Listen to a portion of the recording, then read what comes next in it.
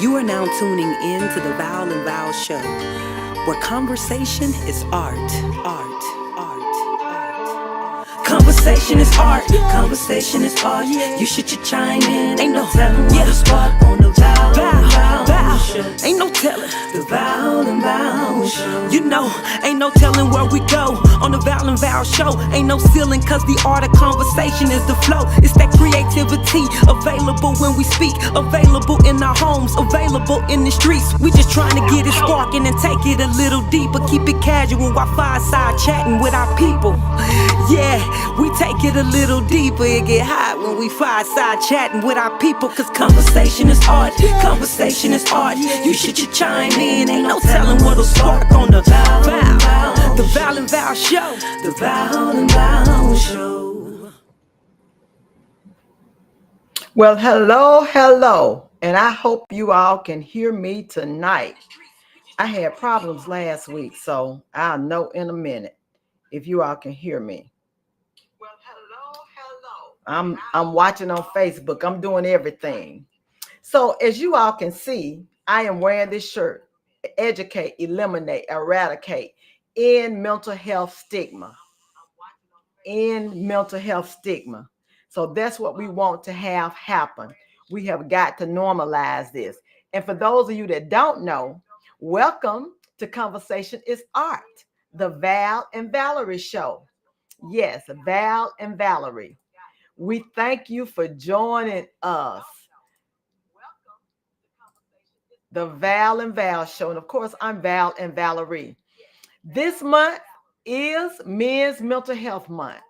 And we want to highlight this. You all, I had the opportunity to go out to a healthcare fair on Saturday. And I met a group called Brothers Talk. Brothers Talk. You can look them up under that name. Brothers Talk. It's a national group, but it's also a chapter here in Birmingham.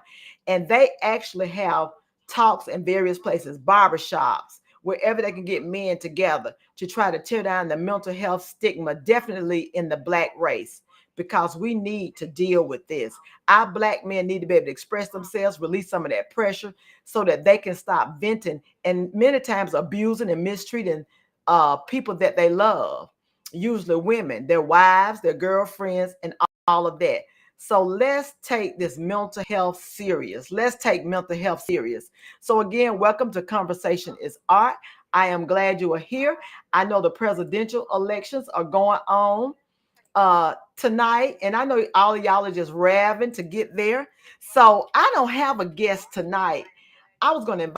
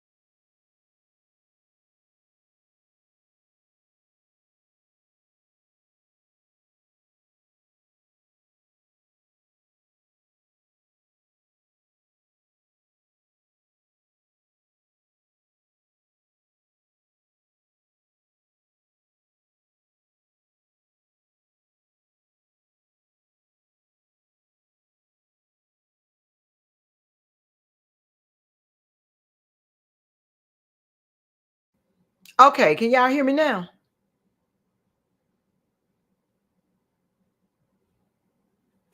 What about now? Okay, can y'all hear me now? Can y'all hear me now? Okay, I don't know what's going on, but we're gonna press on anyway. Anyway, uh, anyway, I told you about I went out to the health fair. Can y'all hear me now? And you all, there are so many black therapists in the Birmingham area. Oh my goodness. Dr. Demetrico French, who's a nurse practitioner, he has a counseling service, and he did this health fair at Railroad Park. There were so many young at that mental health therapists. I also met two female pharmacists that actually have a pharmacy company here in Birmingham. And let me look. I shared it with someone today. I didn't have a time to get all the information, but what I intend to do is to actually get all the information together and start actually showing it on the show, the businesses. It's called Med Plus, Meds Plus. And you all, it just blessed my heart. Meds Plus Consulting. These two pharmacists, they decided to go off on their own so that they could do pharmacies, fill meds for you, as well as diabetes education, all kind of health education. They are pharmacy and health and wellness. It just, oh my goodness, just to see all of these black people branching into areas that we need each other in. So that was just really, really great for me. So I'm going to share that information. Now, it doesn't do me any good to share this information if we do not reach out and give them some of our business. Okay. Now, I'm all about supporting our own, but they also got to meet a standard. I don't deal with anybody that do not meet a standard when I reach out for their business, because we just can't accept anything. Okay. But based on my first impression, they are on point. I also met a nurse practitioner who does, he practiced medicine on the concierge level. Okay.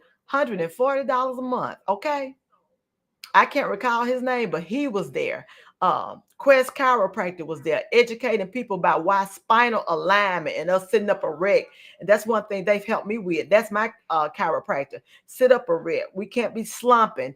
We don't need to be carrying 12 bags of groceries, ladies. We usually do this on our arms, bring them in the house, because they put us out of alignment. So it was just so much education there. I also met a young female physician whose her focus is nutrition and wellness, and she has written a book. It's really a journal, but it's the most beautiful journal I've ever seen in my life, and I'm going to be buying one. It's about the size of encyclopedia, okay, because she has lessons in it. So it was really good, and I will be sharing that with you all as soon as I get that together. So what are we going to talk about tonight? A little bit of this and a little bit of that. That's what we're going to talk about. It's just me, myself, and I. Y'all remember that song back in the day? So with this, the first thing I want to talk about, safety, y'all. Safety. There have been too many drownings. Oh my goodness. I'm just getting alerts about drownings. You got to practice safety. When you all go to these beaches, obey the flags. They are there for a reason. Those rip currents, they're strong. I don't care what kind of swimmer you are. And most people don't know. At least study up and know what to do, how to get out of one. We had a tragedy occur a few months ago. A young man from my hometown drowned, and he could swim. We had another tragedy hitting Birmingham. These three young men. Oh my goodness, reading that just broke my heart. They drowned, and then somebody else just recently drowned. So you all, water and fire is not anything to play with. Be safe, and do not be on these waterways drinking.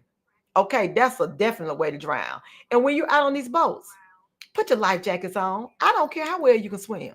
Because guess what? When you start mixing them spirits, which ain't holy spirits, in, and you get a little tipsy, you're not as sharp. So some of these things, you all, let's try to practice safety. And for my black people, please get your children swimming lessons. Let them learn how to swim. And you as an adult, learn how to swim. I'm going to shout out my sister friend. Rita Gully has learned how to swim as an adult, okay? adult. Okay, you can learn to swim. And you ain't got to be a Michael Phelps or oh my goodness, I got to think of the young black swimmer's name. It's Simone, I believe, that just won the 50 meters of night. You ain't got to swim like them. You just need to be able to swim well enough to not to drown. And if you get in trouble, to be able to get out and get safe, get to shore or to the side of the pool safely. Okay, so that's what I want to share about that. Then I just been looking at stuff I saw on the news, y'all. And if some of y'all hard, y'all want to talk about, drop it in the chat so we can talk about that as well. Oh, and Rita wanted me to add, she said at 60 years old, she learned how to swim. Okay, so she want me to put that in there. 60 years old, so no excuse. Y'all take your children to the pool early. I took my babies, and Eleanor's mentioned it. I took my daughter to swim babies at UAB. She was in the water at 6 months old. I was the only black parent over there. But I was in UAB's pool with swim babies. Because number one, when they're like 6 months old, they still have some breathing similar to like in utero. So when they go in the water, they automatically hold their breath. So Valise has been swimming. Cameron was a little later, but he learned because I was determined that they would know how to swim. So please, swim safety. Next on my list, you all, this popped up today. I was like, Lord Jesus, help us, God. Okay, Juneteenth. Most of us by now should know the story behind Juneteenth, that in Galveston, Texas, that they did not learn they were free until 2 years later, due to lying, trickery, even white men that kept them enslaved beyond the time. Hence, Miss Opal, who is the mother of Juneteenth, who pushed for it to become a national holiday, which now it is, but it ain't in a way because everybody do not acknowledge it and make that make sense. But anywho, we don't need validation to celebrate us. And that's something we got to move beyond. We do not need someone else to validate us or to celebrate us. We have got to get over it. We have got to stop wanting to be invited to parties that people don't want us at. Okay. Now, should we fight for some rights and speak up? Yes. But we need to stop trying to be at every table, because guess what? Maybe God don't want us at every table. Maybe he don't. But with this Juneteenth thing, this young man I watch on YouTube called Calvin, he had this clip of this. It was a Hispanic guy that was being interviewed by another group, a white guy, and I think both of them were white. But he was upset because apparently Kendra Lamar had a pop-up concert on Juneteenth. And the Hispanic guy was upset because there were no Hispanic dancers on the stage. And Calvin's opinion was, and mine was too, it ain't about you. And Calvin made such a great statement. He said, every time we are moving on and enjoying our lives, here comes somebody from another race got a problem with black folks just being happy. Now, Hispanic folks who are marginalized as well, we celebrate Cinco de Mayo. I've never thought to think if a Hispanic person have a Cinco de Mayo celebration that they should put black people on a program or something they have and just to have them on there. I'm not Hispanic. People should be able to celebrate their own cultures without other people feeling like they should be involved in it. We can go enjoy the festivities, which most folks do, because they be giving away drinks free. I know for y'all on Cinco de Mayo, so you go for that if you don't go for nothing else, and get some inexpensive Mexican food. So, but you don't have to be invited to everything. Y'all, I've had folks got married in my family and wasn't invited to the wedding. You think I was mad? No, that was a gift I did not have to buy. Guess what? I don't care. I had a birthday party, 55th birthday party. Guess what? I didn't invite some of my folks. Why? Because it was an intimate event. And I don't have an intimate relationship with everybody in my family.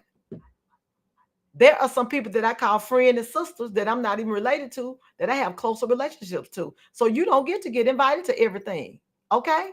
So stop being mad because you weren't. Get over it. People don't have to invite you to stuff. Okay? So stop being silly and immature. I look at any celebration I'm not invited to, that's some money I ain't got to spend. I ain't got to buy a gift. So I'm good with that. But you would think Hispanic people would be an ally. So that just goes to show you, you all, as people get elevated, they will change on you. And I'm going to say something about the census because I looked at it the last time we did it. Black people are still have the same small, narrow group of people that are considered black on the census. The white race portion has expanded and started including others. And be assured, when it's convenient, the Hispanics will be shifted up too, or if nothing else, viewed differently. Okay? The same things with Asian. Because the goal is to keep us marginalized. And it's all because of fear. I don't understand why the white race, and I'm particularly speaking to white males 50 and older, about white males 50 and over, why they don't understand this world is big enough for everybody to be successful and have an opportunity without taking anything from anyone. Without taking anything from anyone. No one race has to dominate others. Only people that do that are people that are evil, and you also have low self-esteem and feel like you got to abuse and take advantage of other people's talents to keep you on top. Because for the most part, many of the things that you all got your wealth on, you didn't create, you stole it. You stole it. Now, the other side of that coin is that the black race is so emotionally and mentally abused that we cannot, as a collective, get ourselves together and to push past that. And to push past that. And that internal hate, that internal feeling of hopelessness is definitely detrimental to us. And I just pray to God that we can get over that barrier. I mean, we have people that made sacrifices. You know, we pushed the vote. We've talked about voting, voting, voting, voting, voting. Gotta vote, gotta vote. Your voice is your vote. Is it? Is your vote really our voice? Because this is my personal opinion. Don't nobody call me trying to talk me off the ledge. My bad black people sacrifice and they did this. Listen, we cannot count. We cannot use the 1960 tactics to deal with this 2024 evil. Okay, it's different. Ain't no Ku Klux Klan running around the sheets. They not physically dragging us down the street with lynchings and hanging us in trees. But they do have modern day forms of it that they are doing. One of them is flooding black neighborhoods with drugs. Now I know folks say we ain't got to take them, but that vicious cycle. You got people, communities in poverty. They can't get jobs. They hanging out, drinking, doing whatever. You never heard of a predominantly white neighborhood flooded with drugs. Now, is methamphetamine and fentanyl getting those places? Yes. So you're seeing now that drugs, that part of drugs has been declared, a public health crisis because it's affecting them. But for the other drugs, it was not. So until something majorly affect white America, and specifically it got to affect the white male, that's the only time somebody does something or says anything, which is just mind blowing. But it shows that your heart is evil. The only way you could want to keep somebody oppressed and down is because you're evil. I don't care, but you say you're a Christian. I don't know what Christ you're following, but it's not the one that's talked about in the New Testament by any means. Y'all are anti-DEI, anti-black, anti-everything that you feel will benefit others, especially black folk. Guess what? Jesus was DEI. He created this world DEI, diverse. He was Jewish, bronze color, woolly hair, not the European white that we see. So until we deal with these systemic and organizational oppressions in the workplace, definitely in the workplace, even in neighborhoods, redlining through zip codes. That's what's happening now. Not hiring people based on the college they attended, not hiring people based on how their names sound. You know, we think if somebody got a 4.0 GPA, they are super smart. Some of those are the treacherous people. Treacherous people. You know, may not realize somebody that barely pulled a 3.0 or 2.75 had to work night shift and then go to school. That person right there is a much more worthy person to hire than me. So work harder, work smarter don't work for us. So we need to stop doing that. Y'all, what's the saying? If you keep on doing what you always done, you're going to keep getting what you always got. And that's the definition of insanity. That is the definition of insanity. So we have got to change what we do. Now, we know an election coming up. I'm gonna let y'all I'm gonna get off early so y'all can go listen to the debate. I hope they can stay awake because that is late. I was like, oh my God, it's starting that late. I might need to take a nap because by that time I'll be doing things to, settle my mind. I don't even watch TV that much at night anymore. Definitely don't watch the news. So I'm 80-20 on whether I'm gonna watch it. And the 80% is I probably won't.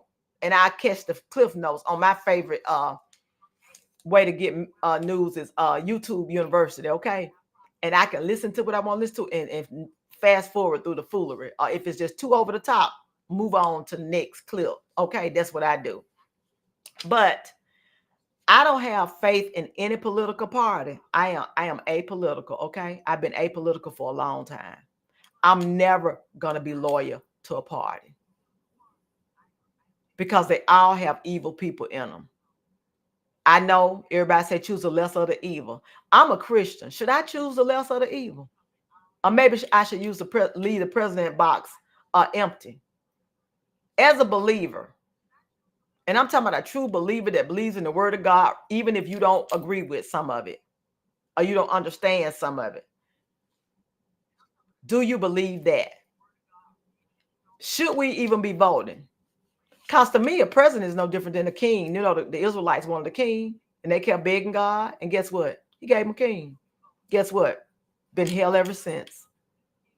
He had provided everything for them, but they wanted to be like Mike. Okay? And that's what we keep wanting. We keep wanting to be accepted by folks that don't want us.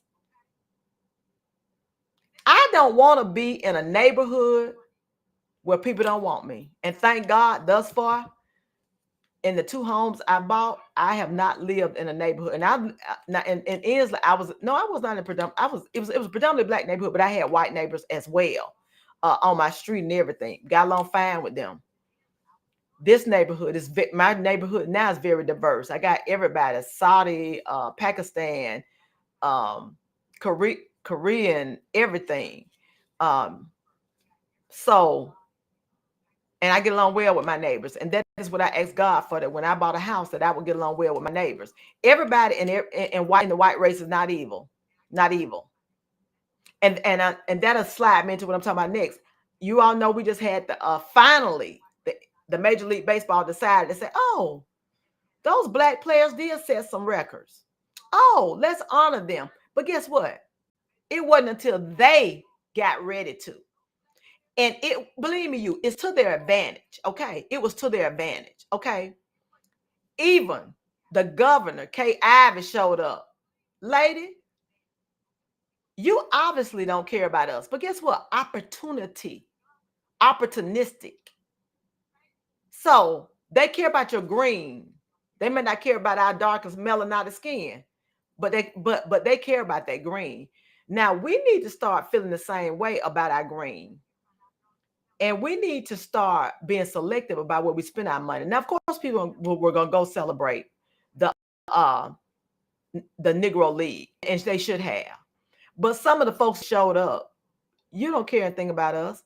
And I was so happy that Reggie Jackson put them in check. Oh, Mr. Jackson, aren't you just happy to be back? Oh, you were a Major League ball player. Tell us about it. No, I ain't happy to be back.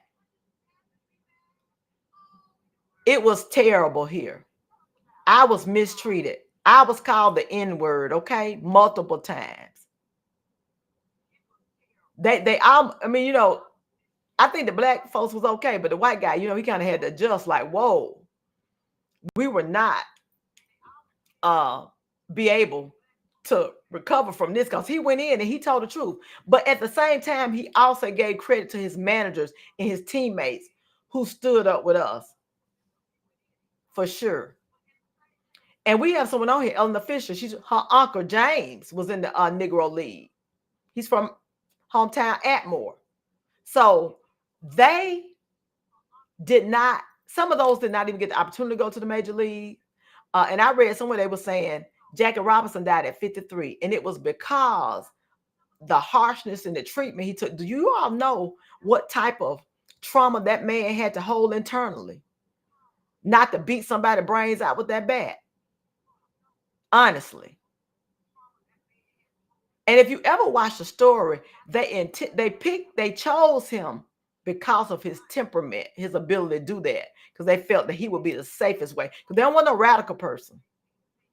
Now they weren't gonna get nobody with no mouth to come up in there, because they would have been challenging them, and you cannot challenge them. Okay, you are subservient. And my sister just put some in the chat. She said, until my black race stop following the white race and stop wanting to be like them, and we need to start taking care of ourselves, we will be successful. And I wholeheartedly agree. Be you. Be you. I am not going to try to be like anybody else. I'm not changing me for no job, to be a part of nothing. I am who I am. And that's just it. Because I've been in environments, in professional environments, more profanity and inappropriate behavior, but that's okay. Because they're doing it. They're doing it. So y'all, at some point, we got to wake up. We have got to wake up. Because right now, y'all, we're in a state where our children, and some of them have good jobs, they can't even afford to buy a home here. At least back in the day when our parents were trying to come up, they could afford a house because they had homes that were affordable. Now, it's almost nothing for, definitely not for people on minimum wage and the lower middle class and almost the upper middle class almost. You go to the grocery store now, you buy 5 things, you may spend $60.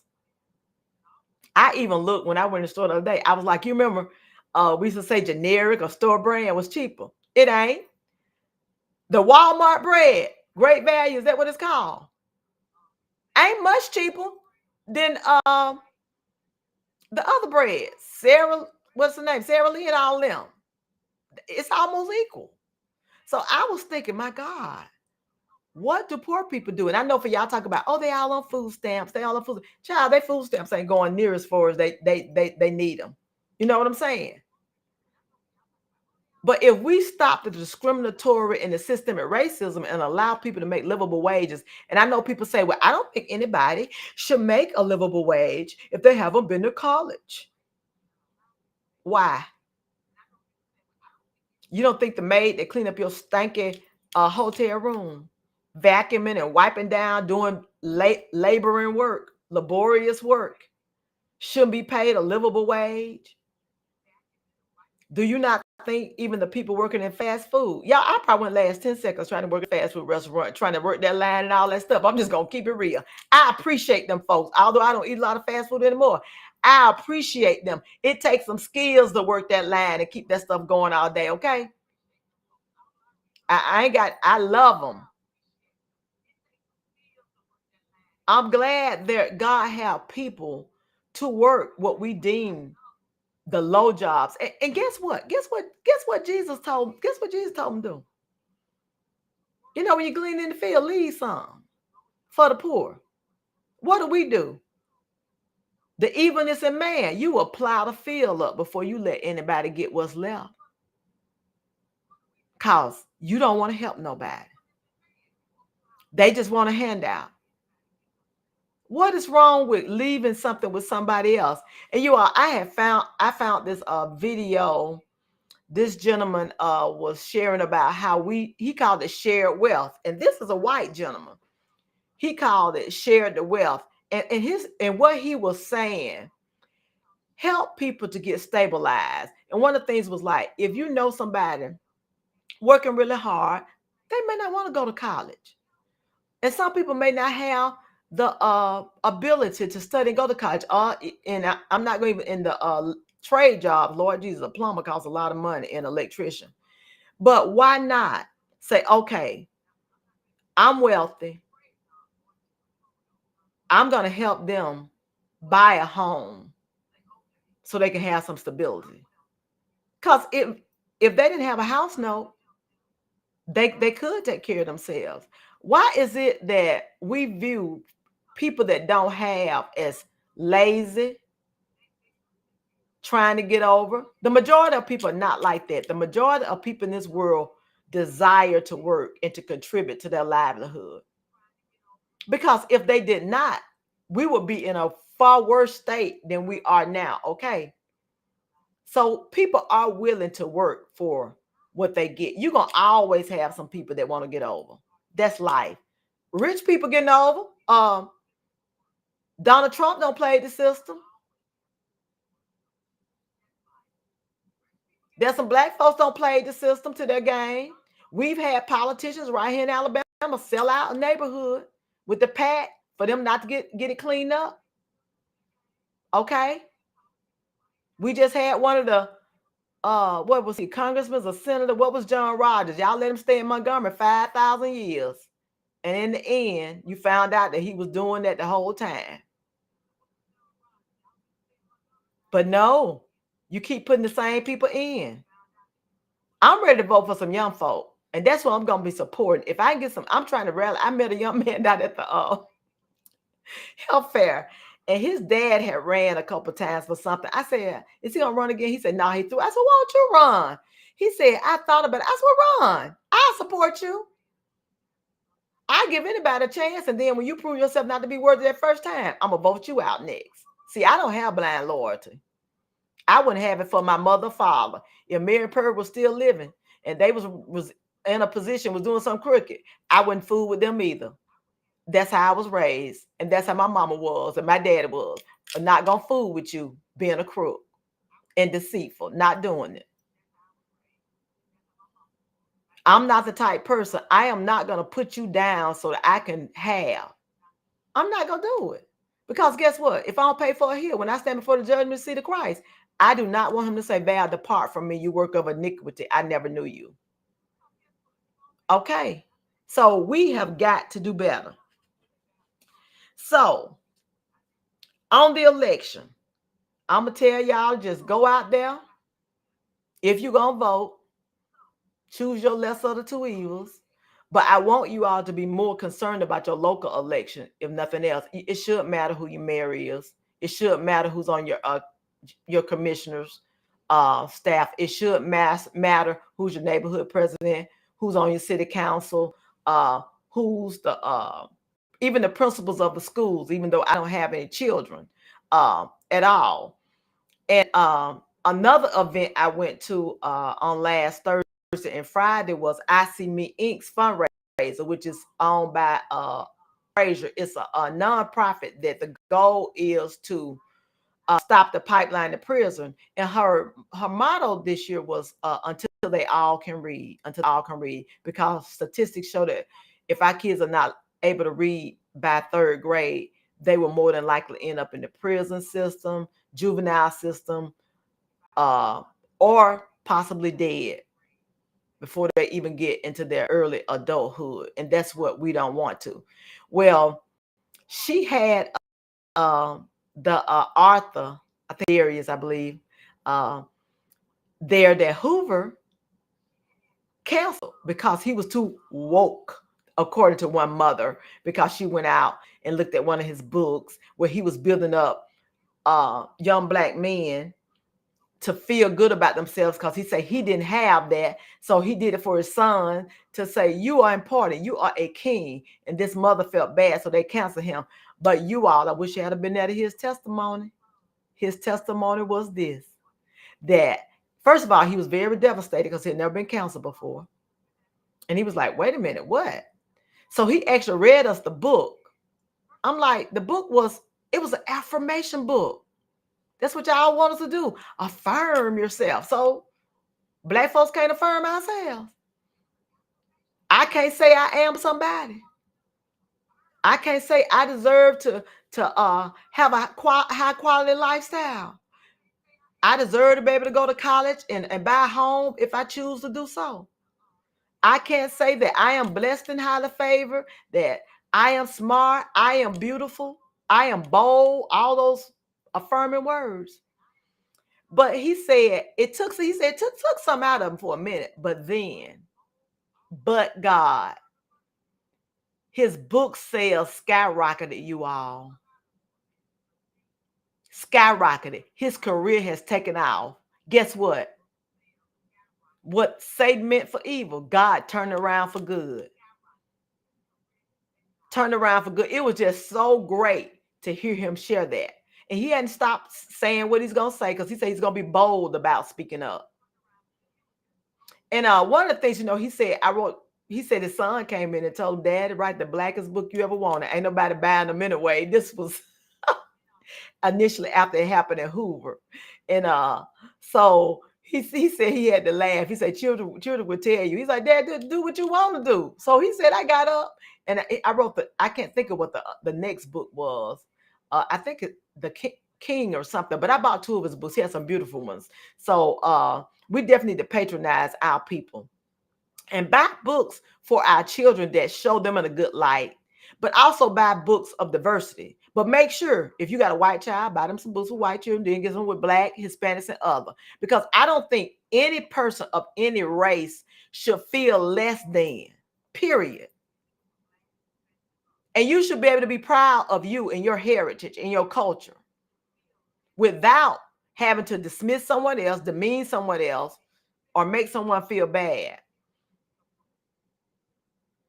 And my sister brought this up, said we are supposed to be citizens of the U.S. and yet we still have to renew our voting rights. And I always laugh when that comes up. And that's another problem I got. We got them black politicians down there in Montgomery. What y'all saying about that? Why you ain't fighting about that? But now it's time to vote. They're going to bring y'all a fish sandwich and some hot dogs and making false promises. And when you go, you're going to bubble their name in. So we just going to keep slipping and sliding in the same old mud until they die out. That's the only way a lot of them go. Or they go to jail. That's usually what have them. And you're right, Ellen, the welders make a lot. And I tell y'all another one, learn how to swim and be an underwater welder. Oh my God. They make a thump. They move from a lot to a thump. And y'all push the trades. Trades are needed. Okay? They are necessary. So I'm gonna get off my soapbox by DEI. So, and going back to the election, because the election and DEI all tying together. We all know that Trump, that the MAGA folks make America great again, whatever that is. I actually was reading something today, and this person said that, well, it was a white person responded in a group messaging thing on, I might have been on YouTube. She said, well, when I hear make America great again, I just think about when inflation wasn't here, things weren't great, and da da da da. And y'all, most part, I don't respond. I said, child, please, you know exactly what make America great again meant from when they launched that campaign, okay? It was, these folks are coming up too much, and we got a problem with that. They're gonna take our place. So we got to do something. Because, like at the White House that January, when they stormed the Capitol, child, they would have killed all of us. It would have been a massacre. There's no way no black folks would have been allowed to scale the walls like they did. Under no circumstances. That would not have happened in these, as my pastor say, yet to be United States of America. So y'all, I'm one of those people. I'm a cry loud and spare not. And I don't care what nobody think about it. If you're wrong, you're wrong. That's black, Asian, Indian, indigenous, white, whatever. I'm going to be for right and more so right by what the Bible says, because our laws are not right. So we need to fight against those as well. And another thing that's been happening, y'all see some of these pastors being exposed. God is not going to let you get away with it. And I was talking to someone, they said, well, Val, you have to show grace. I said, God did show them grace. He gave them time to repent and get it right, but they didn't. So he removed his grace and let it become public. One problem we have is that these churches have become too commercialized. They branding themselves rather than branding Jesus. They're becoming big corporations, but doing very little in the community. You may make a donation, but do you have boots on the ground? Right here in Birmingham, we have gun violence that's rapid. And it ain't cause these folks won't die and actually be killers, okay? Mental health stuff, and there is something that got them greatly, greatly distressed. And it's poverty. It's frustration. It's poverty.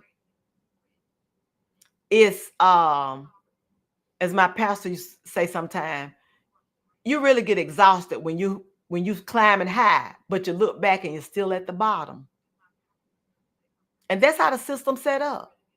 Work hard, work smart, and you may become a manager or director and still get paid $30,000 less than somebody that don't look like you, that got less education than you and less experience than you. Because if we want an equity, and I know I was getting off DI, but all this ties to DEI. Because if we want an equitable pay, all of it would be public. I would know what you make. We on a job. You would know what I make. Wouldn't be no secrets. But no, you're going to pay your friend or your relative much more than someone else. And as the old folks saying, they ain't got a lick of sense. A lick of sense. So, you all, that is something to really, really consider. How we do things. And we got to speak out. If you are one of those closed mouth people and see wrong going on and don't say nothing, you just as guilty. My mom used to say, Val, the cloak just as bad as the wearer. So if you covering it up, you just as bad. So you are just as bad. So you all make y'all informed decision about who you're going to vote for.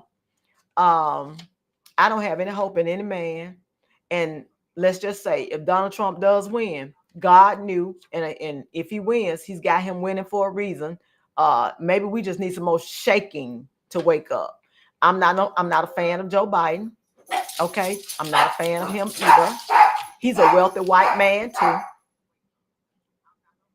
So most of those people in DC are wealthy, black and white. Some of them may not be as wealthy as others, but they have gotten rich. And until we change that narrative, every elected official should have Medicare as their insurance, and they should be paid minimum wage to hold that position.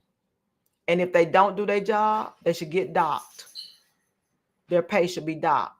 Because if you make them earn what the people, the loyal citizen of the, they label the loyal citizen of the United States make, number one, you would have them up there. You would have people that had more morals and ethical ways than them. So we have got to really, really do something beyond voting. And don't ask me to come to a march or a protest. I ain't doing it. No, I'm not doing it. All of that is not working anymore. Yeah, I'm not doing that anymore. So we need these churches to get involved. They need to start opening up during the day. They need to have programs, tutoring programs, after school programs, activities for these kids that are in these impoverished, dangerous neighborhoods, so they can have some safety, have a place where they can come and do their homework safely. All these members in churches, we could have a strong tutoring program. And I know there are churches that do stuff. Mine does stuff, but we could do more. We could do a lot more. a whole lot more than what we're doing. Birmingham has some big black mega churches. Church is not for church is not just for the people that attend there. Y'all, we only supposed to gather at church to get strength and power and support each other to go back out here in the hedges and the highways. Instead, we're telling people to come to church rather than going to where they are. How about having church in the park in a neighborhood? How about not making it churchy, and just go and hang out with people? Talk to them. How you doing? Are you able to sleep at night? We notice a high crime rate. What's your biggest fear? You'll be amazed at how many kids don't think they're going to live to be 18, y'all. Can you imagine? How many kids don't sleep at night, especially older kids, because they're trying to protect their siblings? That's real, y'all. So we can't expect them to grow up to be productive citizens. I shared with somebody about the reading part. A third grader ain't getting no sleep and don't have any adequate food. They don't even have the energy and the stamina. They probably can't stay half awake, but yet we keep blaming the kids. Now, some of it is the people, but we also got a cycle going on of oppression in America, in other countries too, but I live here. If we want them to come to the church, go back to picking up people like we used to. Vacation Bible school. It used to be at night. And I know when I grew up, we went to everybody vacation Bible school in the neighborhood. It rotated. They make sure they wasn't the same week. And you went. And we had fun.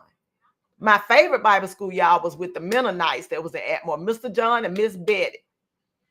Mr. John used to come and pick us up in his, what we call an SUV. It was a Bronco, but it was an SUV. We didn't know it was the new name. And we had a great time with them growing up. Then my home church, Mount Gilead, we used to have it. So we just need to go about doing stuff. And I see I'm freezing on y'all, but y'all can still hear me. So we're going to keep it on. I don't know what's going on with this internet. The weather ain't bad. So y'all, my last thing I'm going to leave y'all with is, and I hope it plays. God, I hope it plays. I really hope it plays. The Surgeon General just did this yesterday. And I hope I can play this YouTube clip for those of you that yeah, Eleanor, you're right. The foolish man built his house upon the sand, and we've been building on sand too long, y'all. We gotta stop expecting folks that have proven us that they are liars to honor their word. They ain't gonna honor their word, okay? They are liars. So what was that? When people show you who they are, believe them. So that's what we need to start doing. That is what we need to start doing. Hopefully I can get this to play, because I definitely want you all to hear this video.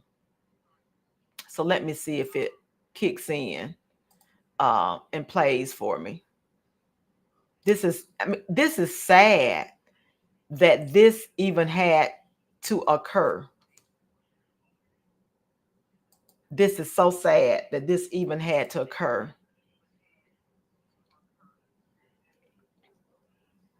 Really, really sad.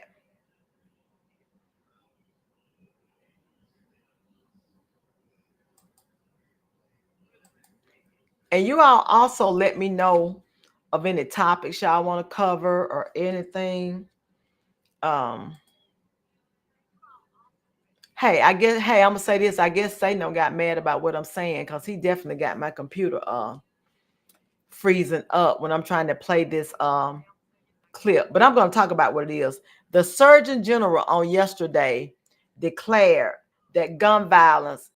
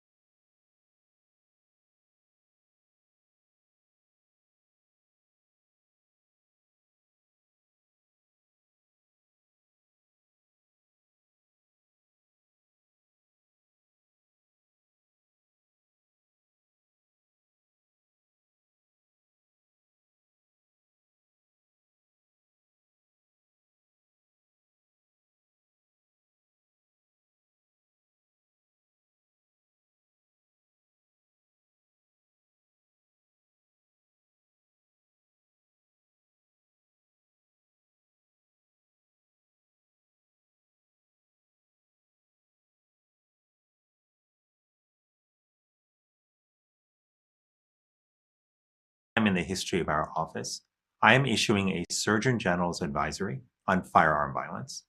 It outlines the urgent threat firearm violence poses to the health and well-being of our country.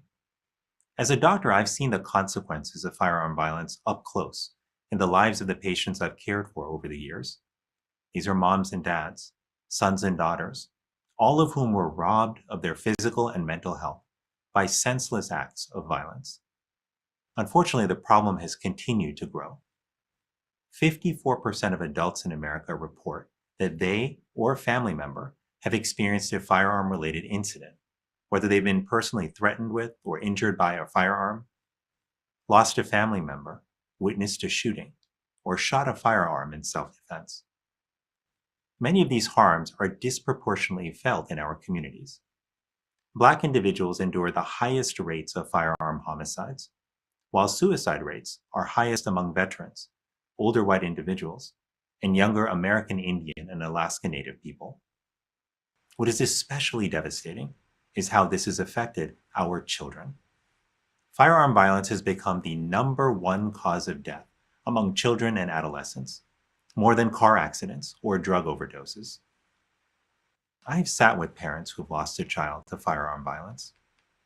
I've listened to their stories and felt their pain as they describe the holes in their hearts.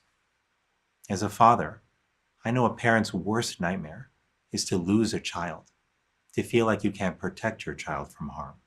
Beyond these precious lives that are lost to firearm violence, there are wider ripples of harm to those who are injured, who witness the incidents, who live in urban and rural communities where such violence takes place, and who constantly read and hear about firearm violence in the news. The collective trauma and fear that Americans are experiencing is contributing to the mental health challenges that we are facing today. Nearly 6 in 10 US adults say they worry about a loved one being a victim of firearm violence. Our children should not have to live in fear that they are going to get shot if they go to school. None of us should have to worry that going to the mall or a concert or a house of worship means putting our lives at risk, or that we'll get a call that a loved one in a moment of crisis has taken their own life with a firearm. All of us, regardless of our background or beliefs, want to live in a world that is safe for us and our children. The Surgeon General's advisory lays out the approach we can take to address firearm violence as the public health crisis that it is. This includes implementing community violence prevention programs and firearm risk reduction strategies, improving access to mental health care for those exposed to or at risk for firearm violence, and expanding research funding to inform and evaluate our prevention strategies. Firearm violence is a public health crisis. Our failure to address it is a moral crisis.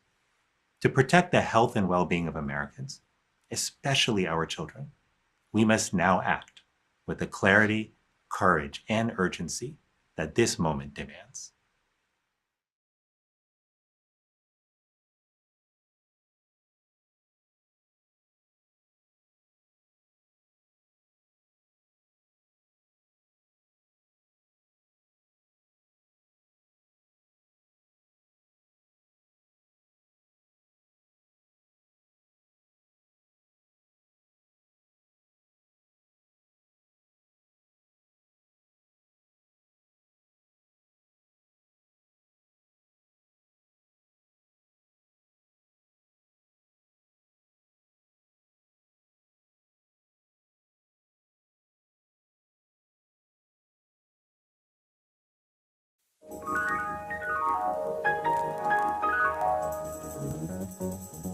Wake up, everybody.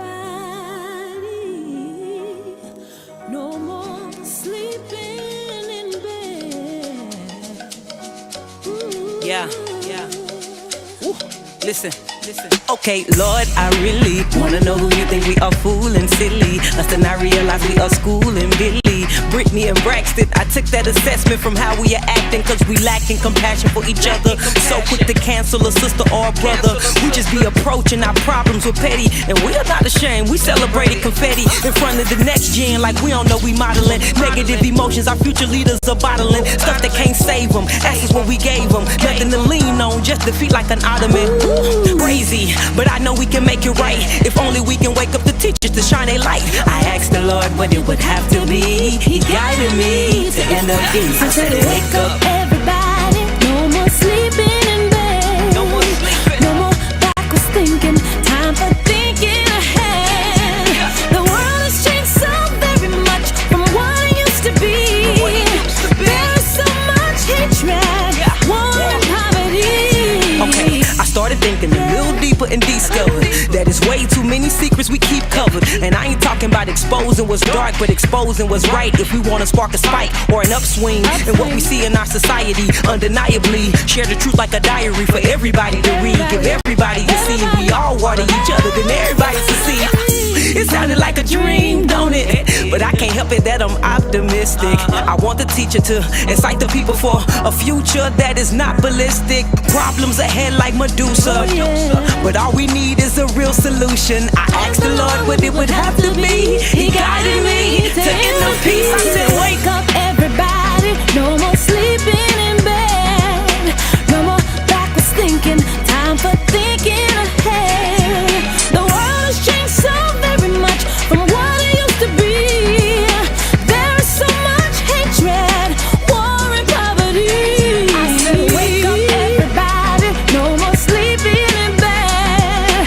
No more backwards thinking, time for thinking ahead. The world has changed so very much from what it used to be. There is so much hatred, war and poverty. Won't you help me? Won't you help me? Won't you help me understand your plan?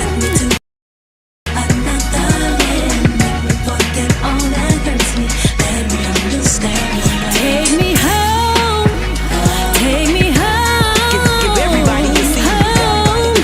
Take me We all water each other, then everybody succeed.